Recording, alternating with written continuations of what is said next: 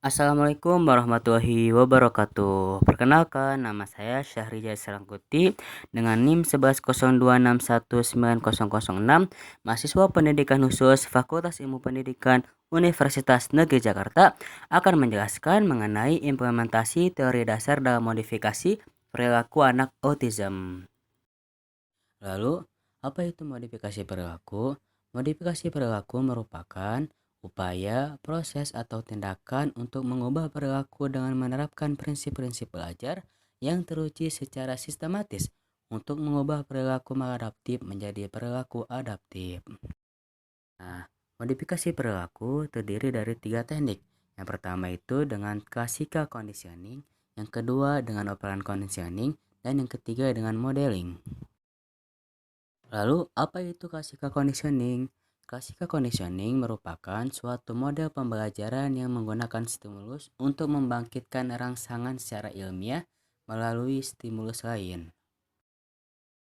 Yang kedua itu operant conditioning. Operant conditioning merupakan suatu proses yang dilakukan oleh seseorang dalam lingkungan tertentu untuk mengontrol tingkah laku subjek dengan cara memberikan reinforcement. Nah, di sini reinforcement terdiri dari dua, yaitu reinforcement positif dan reinforcement negatif. Lalu yang ketiga ada teknik modeling. Teknik modeling adalah proses belajar dengan mengamati tingkah laku dari orang di sekitar kita. Nah, lalu bagaimana cara mengimplementasikan tiga teknik tersebut? Yang pertama itu dengan teknik classical conditioning. Ketika di dalam kelas sedang berlangsung kegiatan belajar mengajar, anak autis tiba-tiba marah dan memukul temannya, dikarenakan ia lelah dan bosan. Maka cara penanganannya ialah dengan menyuruh anak istirahat dan memberikan stimulus agar tidak marah dan memukul lagi dengan sesuatu yang ia sukai seperti menggambar, menyusun puzzle hewan, bermain Lego. Nah, di sini kita sebagai guru harus mengetahui hal yang disukai anak. Yang kedua itu dengan teknik operant conditioning. Ketika anak merasa lelah dan bosan sehingga anak marah dan memukul temannya, maka cara penanganannya ialah dengan memberikan sentuhan kasih sayang dan berkata, "Ayo tenang dulu, sabar ya," seperti itu misalnya. Jika berhasil, anak diberikan reinforcement positif yang berupa reward seperti pujian atau sanjungan, serta hal yang dia sukai, misalnya mainan Lego. Nah, lalu jika tidak berhasil, anak diberikan reinforcement negatif berupa diberikan jadwalnya kegiatan.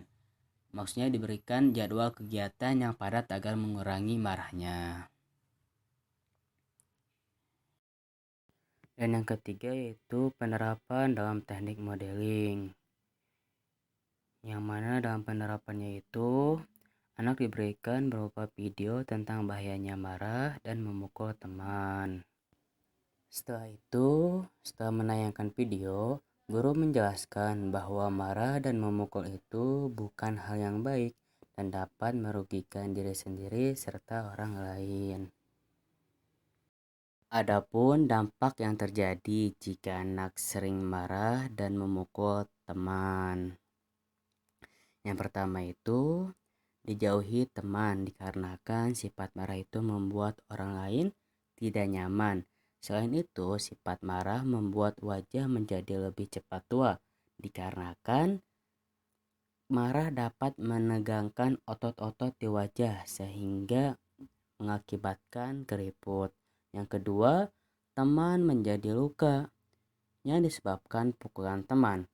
Pukulan yang keras dapat membuat luka seperti lebam, bahkan jika pukulannya keras dapat membuat tubuh yang terkena pukulan itu mengeluarkan darah. Yang ketiga, memutus tali persaudaraan antar teman.